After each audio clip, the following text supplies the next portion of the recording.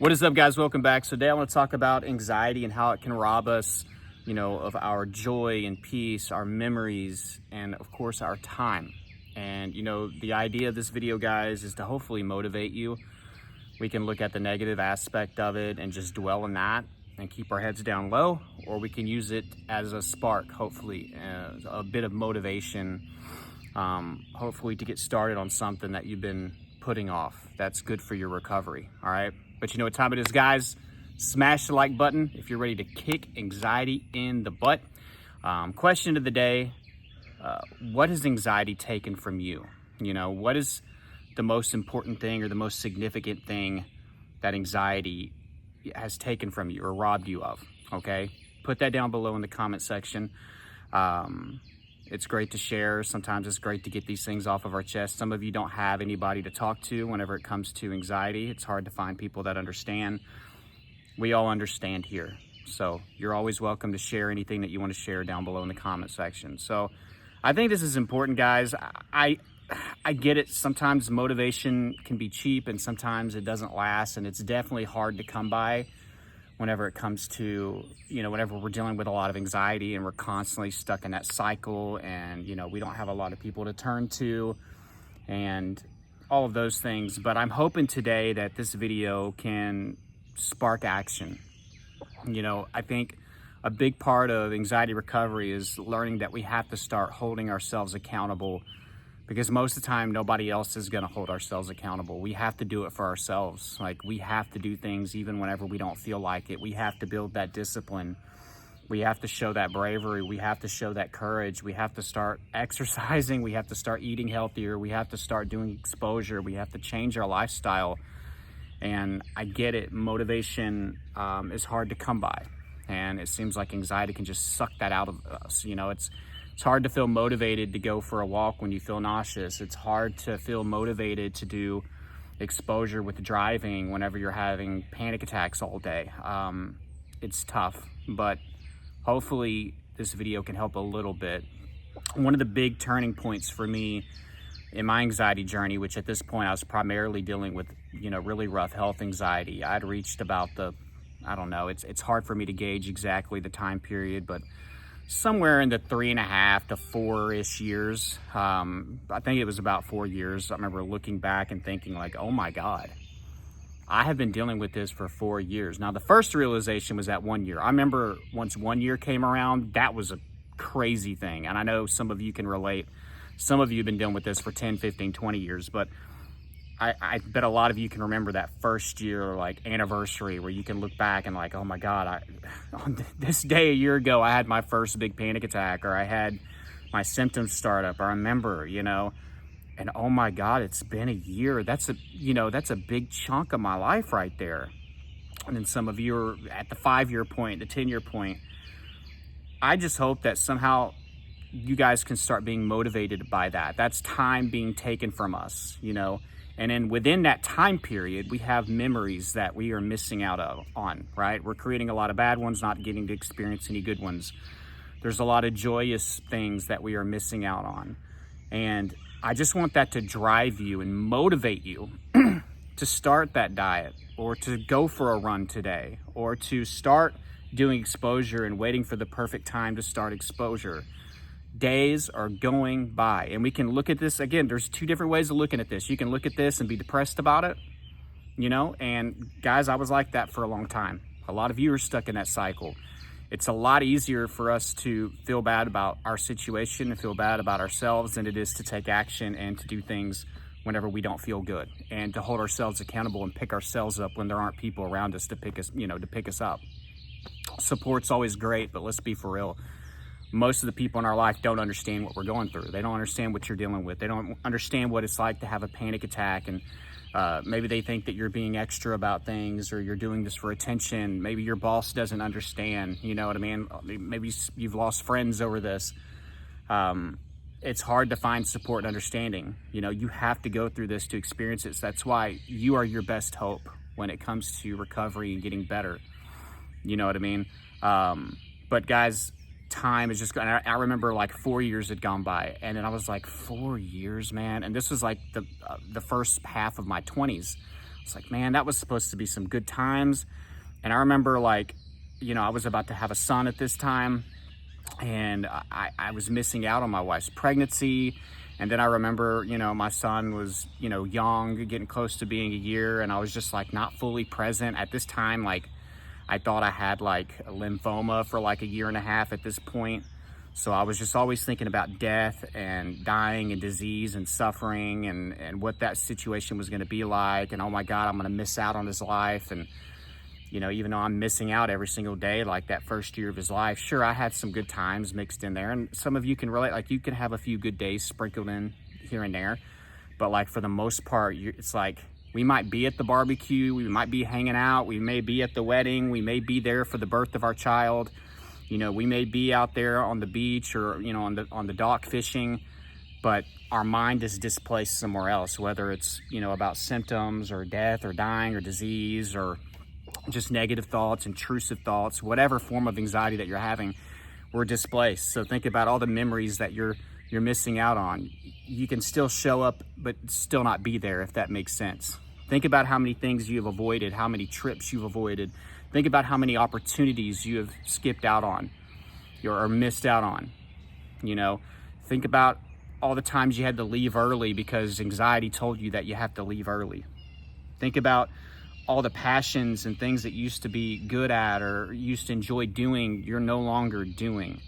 And instead of feeling down about that, guys, try to turn that into motivation. I know some of you are angry about it. I'm not here to promote anger as a primary emotion that you need to have. It's okay, and it's perfectly normal to feel angry about this too. But if you're not harnessing the anger, I feel like it's just a negative emotion. You know, let it serve a purpose and start to drive you to hold yourself accountable. You know, at the end of the day, did I do what I needed to do today? Well, no, you know, I hit snooze 10 times. I didn't get up and make time for me. You know, I got a journal that's sitting in the closet that I still haven't written in. You know, I purchased this course that I haven't even started. I've got that book that I bought and I still haven't read it. It's supposed to be a good book about anxiety recovery. I got this diet plan. I wrote it all out. I have a grocery list. I never went and bought the groceries that I need to buy to start this diet. You know, I was recommended a couple great YouTube channels that have some awesome workouts. You know, I bought a gym membership and I still haven't gone. You know, at the end of the day, hold yourself accountable. So if you had a rough day and you didn't do anything for yourself in the morning, maybe you didn't work towards any goals, you didn't work on exposure at all, or, you know, you stayed home instead of going out and doing something that you needed to do, or you skipped out on your errands, or you turned down an opportunity and you still felt rough at the end of the day, you know, you got to hold yourself accountable and say, well, I didn't do a whole lot for myself. And I stayed on the couch today, or I didn't come out of my room today, or I didn't go to work today, or I didn't start anything. I didn't do anything for myself in the morning to help myself, you know, prepare myself for the day. So it's no wonder that I'm not feeling great. You know, the problem is like, even whenever we try to do these things, you're still going to feel like crap the first week or two, you know, putting a routine together and definitely doing exposure. But those things are supposed to eventually help you with your anxiety. It's always going to be hard at first. So expect the first few days or the first week or two even to be rough when you're making lifestyle changes. But eventually those things will help with the overall process. But I started to just think about all the things that I'd missed out. I used to love golfing, and there was a couple times I had to leave the golf course early. I'm not saying that that's everything. That's not the most important memories, but I'm just trying to give examples. I skipped out on going on trips that were longer than, you know, 20 miles because I felt like I couldn't handle it. So I would turn down road trips or trips to the beach and things like that. I turned down a lot of job opportunities that were good for me at the time. I'm glad everything happened the way it happened because it worked out. I met my wife and everything like that, but there were some really good jobs even before I met my wife that, you know, I let go, you know, because of my anxiety. So I started to take a little bit of anger and just like the wowness of it all, like, oh my God, like I can't believe all this time has gone by, and I harnessed it into something that was good that I could use as a little bit more it was more self-motivating. So if you're frustrated, that's okay. Harness it and use it to start what you need to start and to stop putting it off and to stop letting this time frame get longer and longer, right? So it can allow us to enjoy certain moments and hopefully try to be more present and to not avoid things and to get back to the things that we love and that we're passionate about. So if you can use this to drive you and to spark some motivation, it can be valuable. Again, I'm not here to tell you it's great to be angry all the time. If you have any anger and frustration, turn it into accountability and a spark to take action. Go for that run today whenever you don't feel that great. Challenge those symptoms to intensify so you can show your subconscious that they're not needed. Show bravery and courage to your subconscious state whenever you feel anxious. Go on that trip even though your anxiety is telling you not to go. Go after that job. Don't skip out on that outing. Go to lunch with your friend that's asking. Go have coffee with that friend. Go visit mom and dad even though they live an hour away. Get in the car today and start working on your exposure. If a lot of us are just sitting around waiting for a miracle to happen, and I did that. Sitting around waiting for a miracle to happen to take a good chunk of this away, or we're hoping that we can just fix all of this at home before we go out and do our exposure. It's never the perfect time.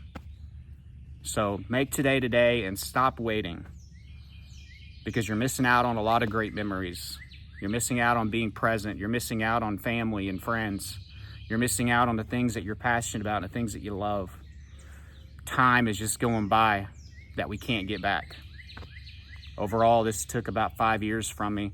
Of course, at the end of the day, once you recover, you're not really going to want to trade. Maybe you'll wish that you did it a little bit faster, but you don't want to trade in the whole overall process because it got you to where you are today. Once you recover, you're going to change in every aspect. You kind of have to. So I'm able to turn that into helping you guys, hopefully. At least I'm trying to help. And I can tell stories and relate with you guys and give the tips that helped me get out of it. And I've been able to help, I believe, a lot of people by going through what I did, but it also helped me grow in all these other aspects of my life that I can now use, to make the rest of my life great. And try to view it like that. Try to view anxiety as a growing process, a sign that you need to grow as a person and we have to level up and acquire new skills to be happy for the next chapter in our life. And until we do that, our subconscious is not going to stop yelling at us and screaming at us. It's going to keep on trying to tell you and check in with you like, hey, we still got to work on this. I'm still scared and nervous about that. It's going to keep on letting you know. And that's why sometimes the symptoms will change. Like you'll deal with the chest pain for a while, and then maybe you'll accept that there's nothing wrong with your heart. But if you didn't change your life, you didn't change your root causes, you didn't change what caused the chest pain in the beginning, then okay, then it's just going to manifest into stomach pain, or it's going to manifest into headaches, or the message will change until you start working on all the stuff that you've been reluctant to work on, right?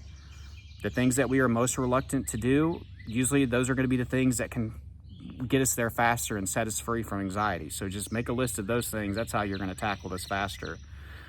But I know I was kind of all over the place with this video. It was kind of a last minute thought, and I was just like, I'll grab the camera and see how this goes. So I know I was all over the place, but hopefully you could take a little bit out of it. And I guess the biggest message is, let the frustration of missing out on things, memories, joy, and time drive you to hold yourself more accountable to start things today, because I don't think that this is going to just go away tomorrow by not making any changes. So go down below in the comment section if you watch this far, and in all caps I want you to put, I will start today. I will start today. Some of you have already started. Just hang in there and be patient, be consistent. It takes time. Think months instead of days or weeks. If you want more help with your recovery process, if you're looking for more step-by-step type of a process, I have a course that has close to 100 videos, a lot of downloadables, a routine, a diet cheat sheet, a journal entry, like all those things are packed into it to help you along the way. My course, ELITE ANXIETY BOOTCAMP, is down below in the description and in the first pinned comment. Try that out if you haven't. Very, very affordable. Did that on purpose because I wanted a lot of people to take advantage of it. It's not like some of these programs that are hundreds and thousands of dollars that are out there. I wanted to make it affordable so most of my audience could acquire it. So check that out if you haven't. My coaching information is down below as well if you're interested in that. Please subscribe if you're new, guys. I love you all. Until next time, keep fighting. Bye.